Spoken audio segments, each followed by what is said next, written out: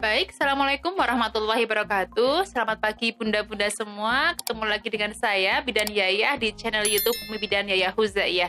Hari ini saya akan sharing dengan bunda-bunda semua materi penting terkait kesehatan mental pada ibu, khususnya postpartum blues.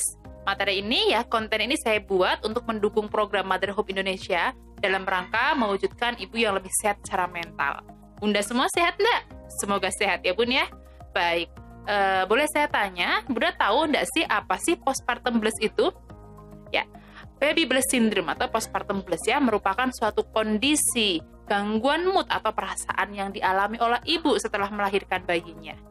Secara umum, kondisi ini masih dianggap normal karena dialami oleh sekitar 70-80% ibu pasca melahirkan.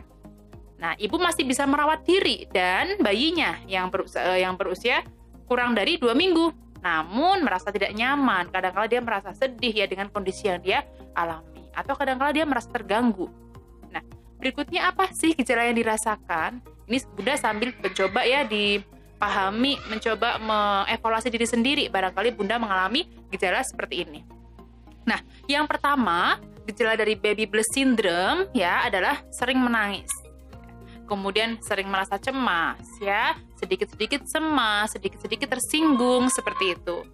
Kemudian kurang konsentrasi, baik dalam mengurus rumah tangga maupun mengurus anaknya, begitu ya. Kadangkala ibu mudah stres, moody sepanjang waktu, hawanya sedih, ada kesedihan, ada pikiran yang tidak karuan, begitu.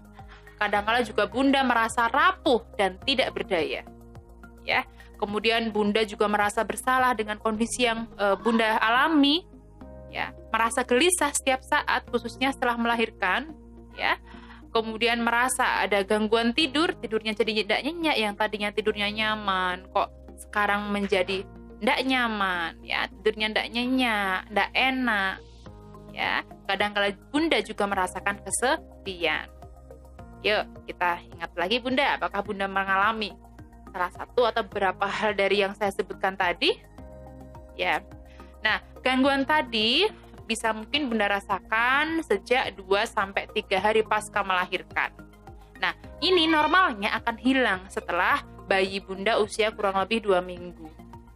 Nah, ini pun ternyata bisa dialami lebih dari sekali. Artinya kalau ibu yang punya anak yang kedua, yang ketiga, itu pun masih tetap bisa mengalami yang namanya baby blues syndrome.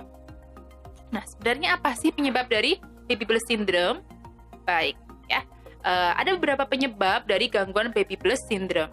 Yang pertama adalah karena perubahan hormonal, Kita tahu bahwa sejak kehamilan, persalinan, nifas, itu ada lonjakan-lonjakan hormon pada ibu, pada seorang ibu, begitu ya. Yang ini akan mempengaruhi kimia di otak yang mengatur mood, sehingga perasaan ibu menjadi terganggu.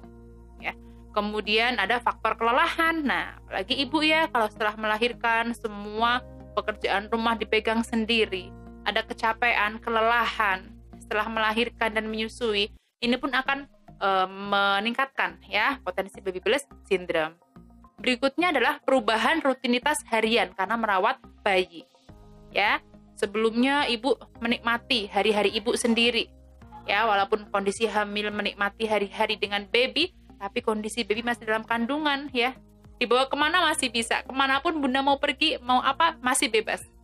Nah, adanya si bayi kadang-kala mungkin merasa, aduh, saya tidurnya terganggu, aduh, saya tidak bisa ini, saya tidak bisa itu. Nah, kalau copingnya kurang baik, ini pun akan menjadi pemicu terjadinya baby blues syndrome, begitu ya. Kemudian faktor lain adalah karena Bunda kurang mendapat dukungan dari suami. Bunda kurang mendapat dukungan dari keluarga maupun lingkungan sekitar. Apalagi Bunda yang mungkin ada hubungan jarak jauh dengan suami, begitu ya. Kalau tidak bisa berkomunikasi dengan baik, menata emosi dengan baik, bisa jadi ini akan menjadi salah satu penyebab dari baby blues syndrome. Baik, berikutnya apa yang bisa Bunda lakukan ketika Bunda merasakan gejala